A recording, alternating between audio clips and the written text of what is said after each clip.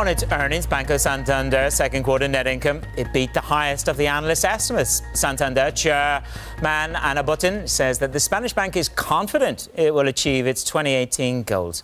Let's have an exclusive conversation now with José García Cantera, the CFO of Santander. He joins us now on the results. José, thank you very much for joining me. So Ana Botín is confident.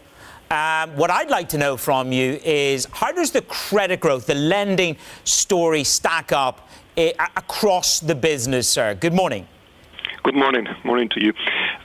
This is the first quarter in many quarters where we actually saw positive loan growth in all our developed economies, the banks that we have in the developed economies.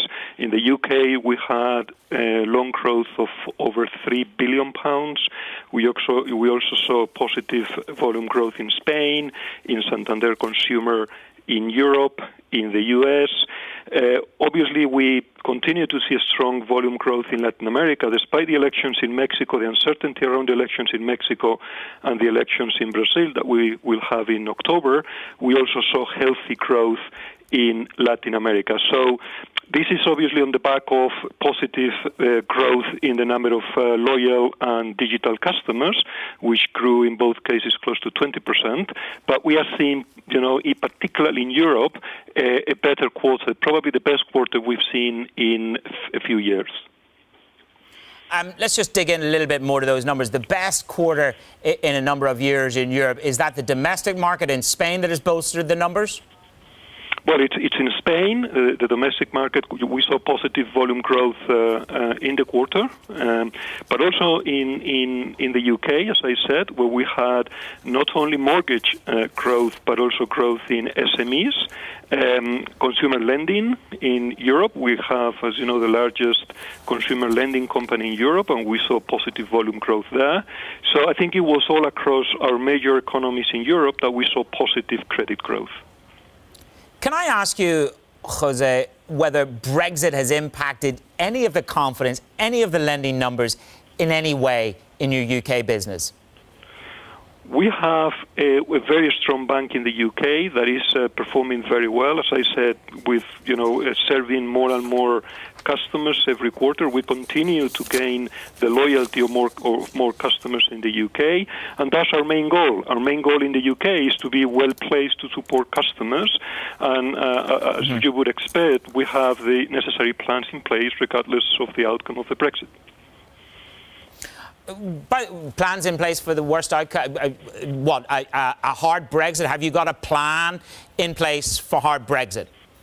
We have a local bank in the UK, so our key focus in the UK is continue to serve our customers. And because we have a local bank in the UK, we don't need to make any special plans, but to make sure that we continue to serve our customers the best way we can.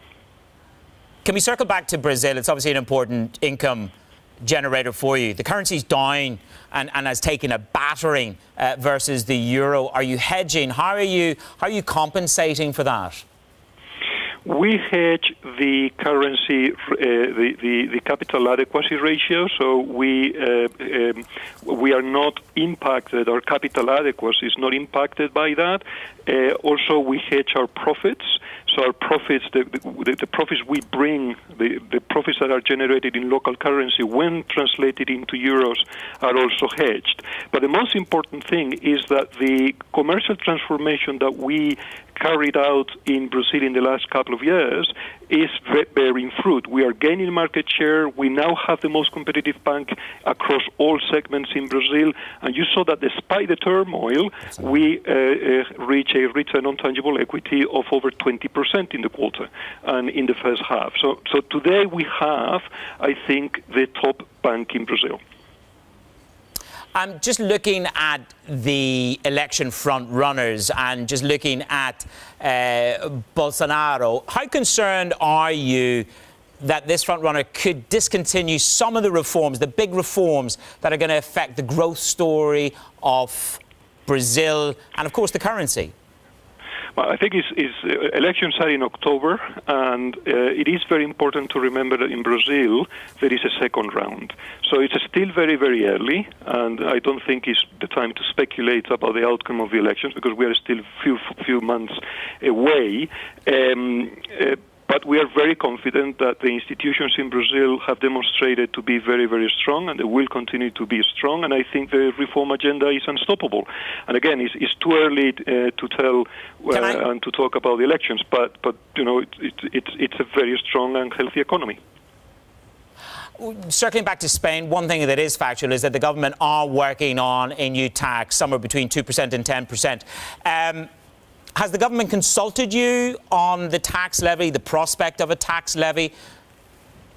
Well, at this stage, it's always speculative. We don't know yet the exact terms of the steps the government might take, and therefore we can obviously not speculate on the impact. I think it's very early, and actually the approval of a new tax package in Spain needs to go through quite a lengthy process, which actually hasn't started yet. So I think it's very early to speculate on that right now.